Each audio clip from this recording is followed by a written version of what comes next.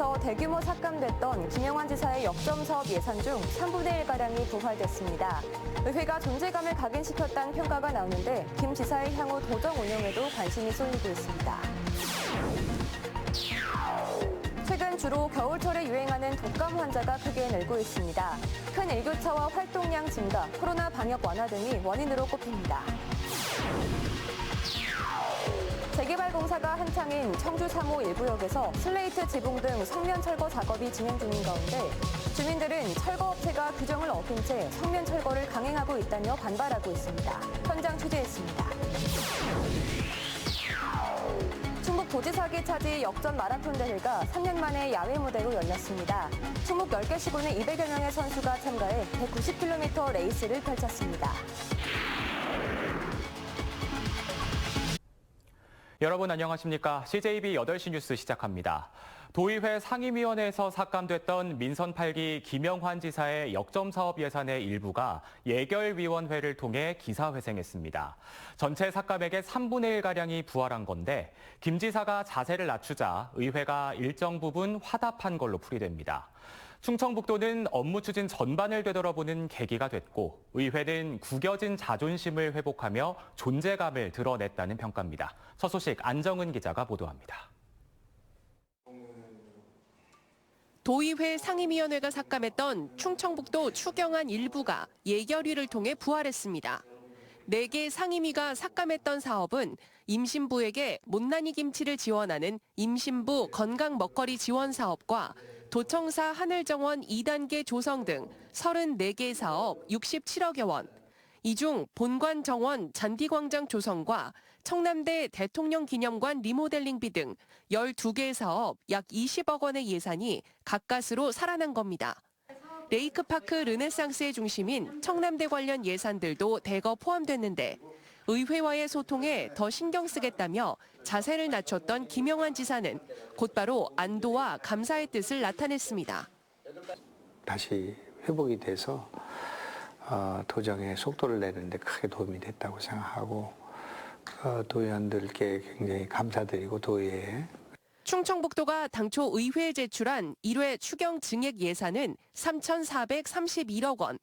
예결위에서 최종 삭감된 규모는 약 47억 원, 1.4% 수준에 그치며 집행부와 의회 사이에 감돌던 팽팽한 긴장감은 다소 완화된 것으로 보고 있습니다. 도의회는 상임위 이후 집행부와 많은 소통이 있었다며 향후 예산 집행에 있어서도 만전을 기해 줄 것을 당부했습니다. 이렇게 우리가 부활시켜주는 예산에 대해서는 정말 면밀하고 철저하게 사업 실행해 주셔서 앞으로 행정감사나 이럴 때도 좀 지적사항이 덜 나왔으면 하는 바람입니다. 최우선 가치를 도민의 안전과 복리 이런 것에 두어야 합니다. 이러한 가치를 중심으로 보다 긴밀하게 협조적으로 도정을 이끌어 나가기를 기대해 봅니다. 임기 초반 홍역을 치른 김영환 지사가 정무라인 교체와 의회와의 관계 개선을 통해 도정 추진력을 회복할 수 있을지 주목됩니다. CJB 안정은입니다. 충청북도는 올해 1월 1일 기준 도내 234만여 필지에 대한 개별 공시지가를 내일 결정 공시합니다. 올해 충북 지역 평균 변동률은 마이너스 6.07%로 전국 변동률보다 0.34%포인트 더 하락했습니다. 도내 모든 시군이 하락한 가운데 보은군이 마이너스 7.17%로 가장 많이 떨어졌고 청주시 청원구가 마이너스 5.29%로 하락폭이 가장 작았습니다. 공시가격 하락은 정부의 현실화율이 당초 계획이었던 74.7%에서 2020년 수준인 65.5%로 조정된 게 주요 원인입니다. 네, 또한 충청북도는 올해 1월 1일 기준 단독 다가구 등 도내 개별주택 21만 호에 대한 개별주택 가격을 내일자로 결정 공시하고 다음 달 30일까지 이의 신청을 받는다고 밝혔습니다. 올해 충북의 개별주택 가격은 정부의 공시가격 현실화율 하향 조정에 따라 전년보다 평균 3.74% 하락했습니다. 충북의 최고가 개별주택은 청주시 서원구 사직동 단독주택으로 12억 700만 원으로 책정됐습니다. 네, 좀 있으면 5월인데 겨울철에 유행하는 인플루엔자, 독감 환자들이 크게 늘고 있습니다. 코로나 방역 완화와 큰 일교차, 봄철 활동량 증가 등이 원인으로 꼽힙니다. 장원석 기자입니다. 얼마 전부터 심한 목감기 증상으로 병원을 찾고 있는 30대 직장인입니다. 수년째 감기 한 번 걸리지 않았지만 급성 호흡기 질환이라는 진단을 받았습니다. 지금은 이제 코로나 잠잠해지고 하다 보니까 아무래도 조금 신경을 덜 쓰는 감이 있습니다. 그래서 마스크를 일할 때밖에는 안 쓰는데 그게 감기 걸린 이유가 되지 않나 싶네요. 최근 인플루엔자 바이러스에 의한 독감 환자도 크게 늘고 있습니다. 지난 21일 기준 올해 15주차 충북의 독감 환자는 인구 1000명당 12.8명으로 코로나 팬데믹 기간인 2년 전보다는 20배 이상, 1년 전보다는 6배 이상 폭증했습니다. 도내 바이러스와 세균별 급성 호흡기 감염증 입원 환자도 현재 66명으로 2주 새 40%나 급증한 것으로 나타났습니다. 수두와 유행성 이하 전염 등 충북의 감염병 신고 건수도 지난주 57건을 기록해 주별 평균의 2배에 달했습니다. 방역 완화 이후 봄철 마스크를 벗고 큰 일교차 속에서 활동하는 시간이 증가한 것이 주요 원인으로 꼽힙니다.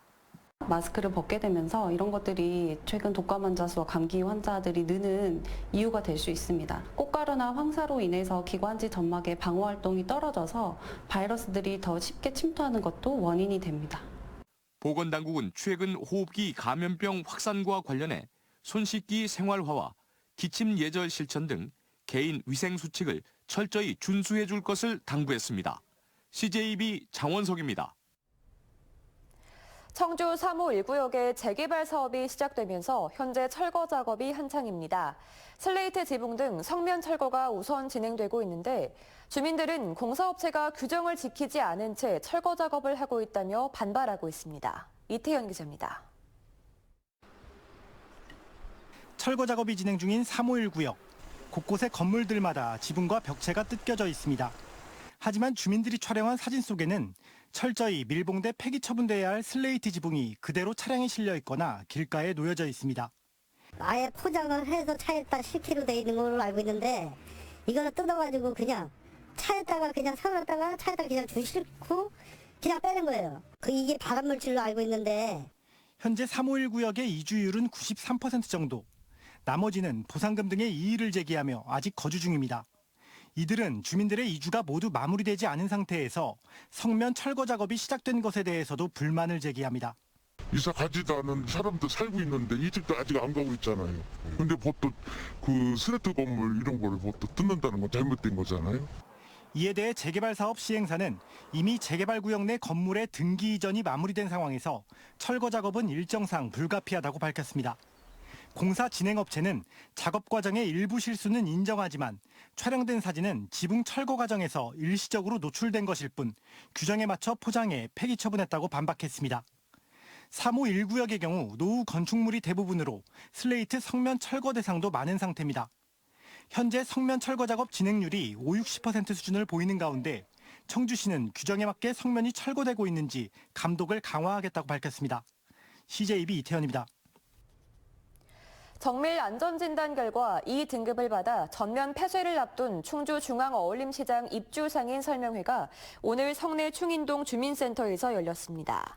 충주시는 2등급 판정을 받은 이유 등을 설명하고 다음 달 2일부터 7개의 시장 출입구를 봉쇄하고 일반 시민들의 출입을 통제할 계획이라고 밝혔습니다. 입주 상인들은 아무런 대책도 없이 전면 폐쇄는 있을 수 없다며 거세게 항의하고 설명회장을 빠져나갔습니다. 한편 충주시는 시설물 사용 금지와 함께 오는 16일까지 상인들에게 퇴거 명령을 내릴 계획입니다. 청주시가 가정의 달인 5월 한 달간 청주페이 인센티브를 7%에서 10%로 상향합니다. 월 구매 한도는 30만 원으로 최대 3만 원의 인센티브가 주어지는 겁니다. 또 5번째부터 5만 번째까지 5회 10배수 충전 시민 5명에게 50만 원의 특별 인센티브를 제공하는 이벤트도 진행합니다.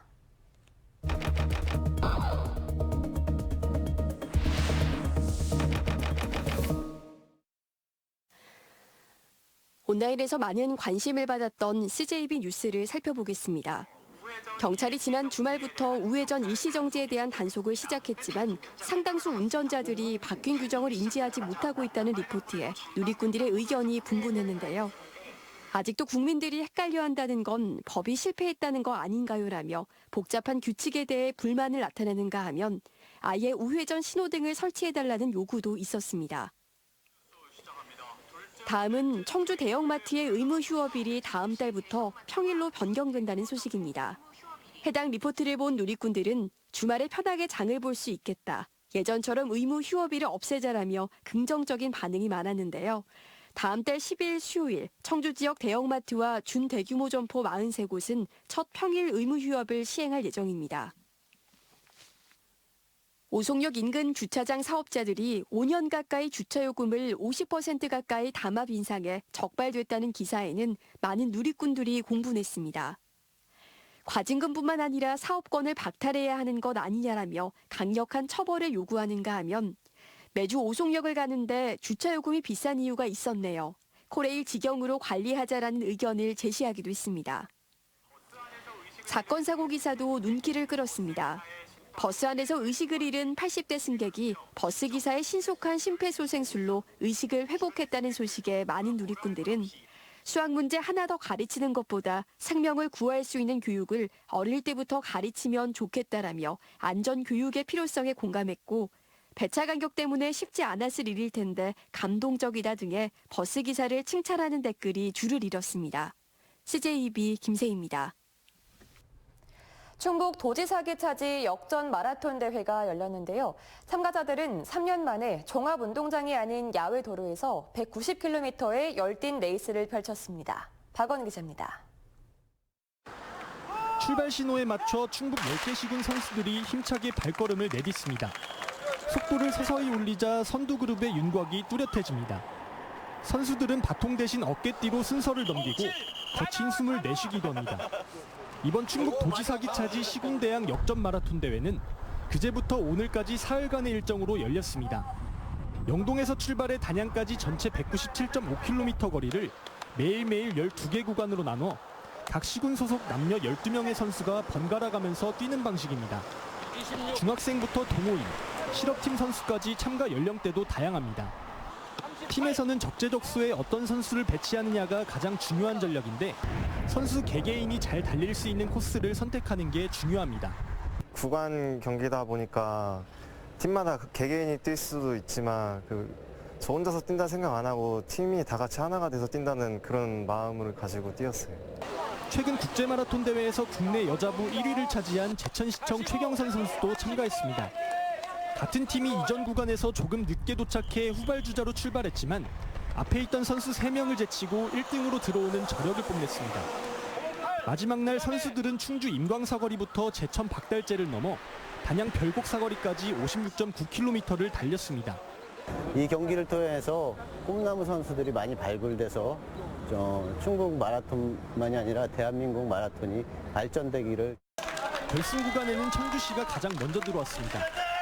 구간마다 기록을 합산해 순위를 매겼는데 종합 1위는 청주시, 2위는 옥천군, 3위는 괴산군으로 집계됐습니다. 시군대항 역전 마라톤 대회는 마라톤 선수 육성뿐만 아니라 전체 육상인과 체육인 또 충북 도민의 스포츠 축제로 자리 잡을 수 있도록 더욱 발전시킬 계획입니다. 올해로 34회째를 맞은 역전 마라톤 대회가 성공적으로 마무리된 가운데 참가 선수들은 선의의 경쟁 속에 화합했습니다. CJB 박원입니다.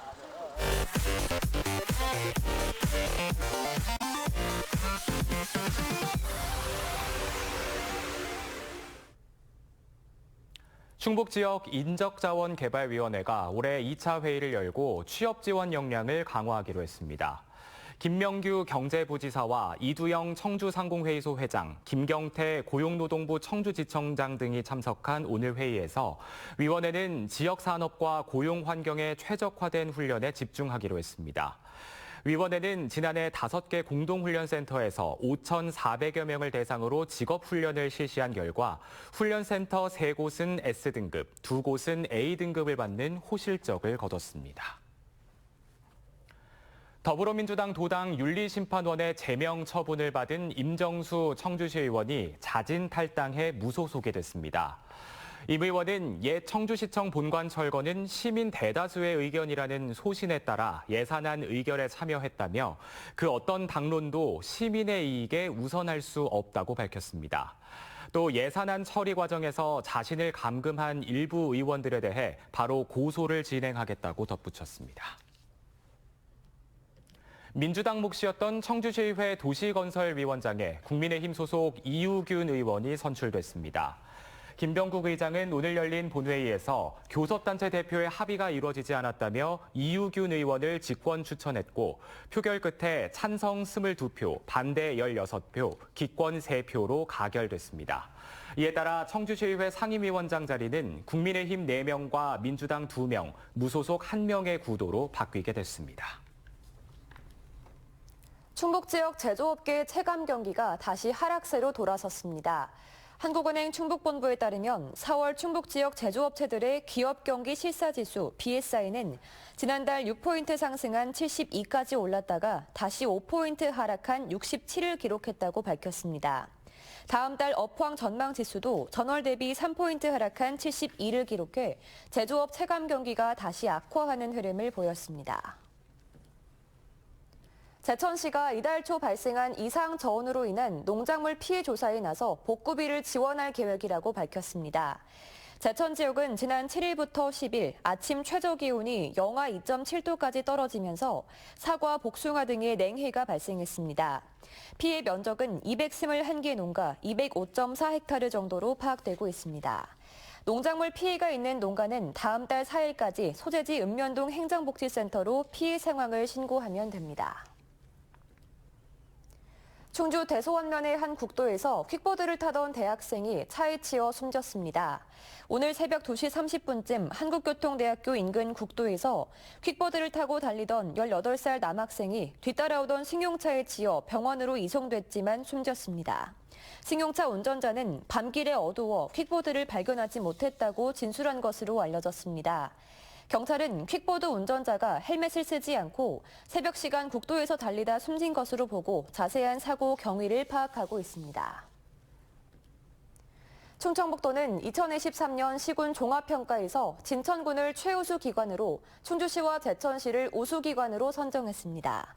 이번 평가는 각 시군의 지난해 실적에 대해 109개 세부 지표를 적용이 이루어졌습니다.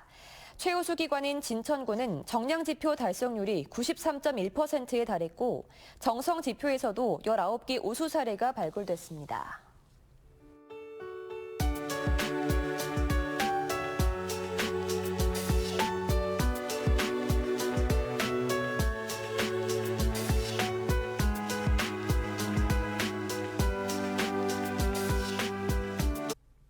네, 추웠다 더웠다. 요즘 봄철 날씨가 참 변덕스럽습니다. 특히 일교차가 크게 벌어지는 날씨가 이어지고 있는 만큼 건강관리에 각별히 유의하셔야겠습니다. CJB 8시 뉴스 마칩니다. 시청해주신 여러분 고맙습니다.